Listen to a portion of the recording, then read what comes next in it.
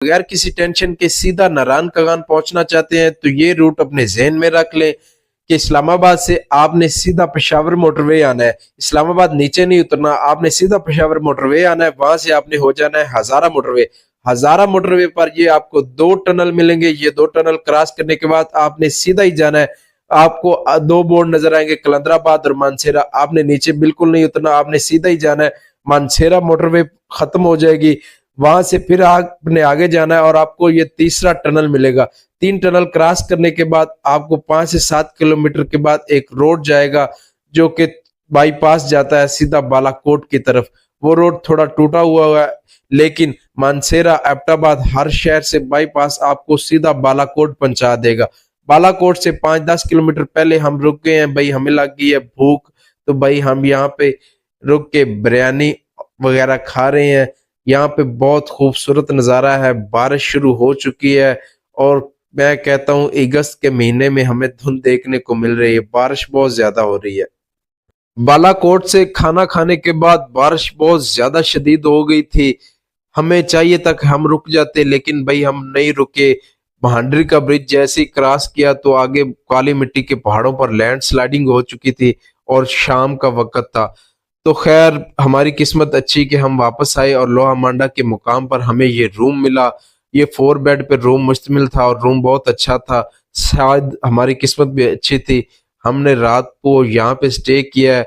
नारायण कगान का जो हमारा प्लान था जश्न मनाने का, वो भाई धरे का धरा रह गया है लैंडस्लाइडिंग की वजह से।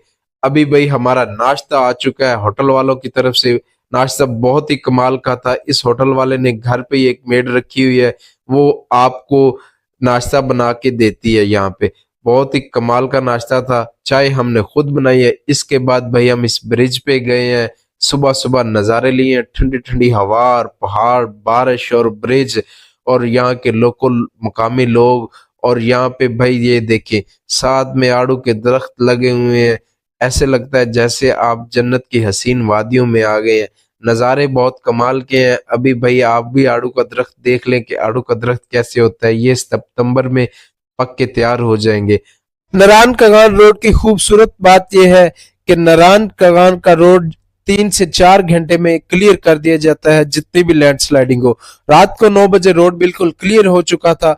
अभी हमने सफर का आगाज दोबारा किया है और अब हम जाएंगे नारायण से आगे झील लुलूसर और बाबूसर टॉप, और वापसी पे फिर हमारा प्लान है नारायण में रुकने का। तो अभी हम जा रहे हैं नारायण शहर से बाईपास। नारायण शहर की खूबसूरती आप देख सकते हैं कि नारायण शहर कितना प्यारा है। आज 15 अगस्त है और इस टाइम तकरीबन 12 बजे का टाइम है और आप देख सकते हैं कि कितना खूबसूरत नजारा है। वापसी पर हमें देर काफी हो चुकी थी, इसलिए हम नारायण नहीं पहुंच सकते, तो हमने बड़ा वाई में रुकने का प्लान बनाया। यहाँ पर ये छोटे छोटे बच्चे हमारे लिए खालिस दूध लेके आए। यहाँ पर हमें भाई न्यू रूम मिला, बिल्कुल न्यू रूम, जस्ट 2000 रुपीज में। सुबह हमने दरिया की सैर की, इसके बाद फ्रेश हुए और फिर मिला हमें एक चश्मा। इस चश्मे का पानी बहुत ही ठंडा था और साफ भी बहुत था, बहुत कमाल का पानी है। मकामी लोगों का कहना है कि ये शुगर के मरीजों के लिए बहुत फायदेमंद है। हमने भी अपनी वाटर बोतल में पानी भरा और फिर वापसी नारायण की राह ली। नारायण में अगर आप आए और इस जगह की फोटो ना लें तो भाई ये ज्यादती है। हमने इस जगह बैठकर अच्छी सी पिक्चर्स बनाई। इसके बाद हम चले गए झील सैफुल मलूक की तरफ। गाड़ी हमने नारायण में पार्क की है। इसके बाद हम बैठे हैं जीप में। जीप से भाई बहुत डर लगता है, ये मुझे ऐसा लगता है कि जैसे डेथ ट्रैक है, हर मोड़ पे डर लगता है। ऐसा लगता है कि अभी जीप गई, अभी जीप गई।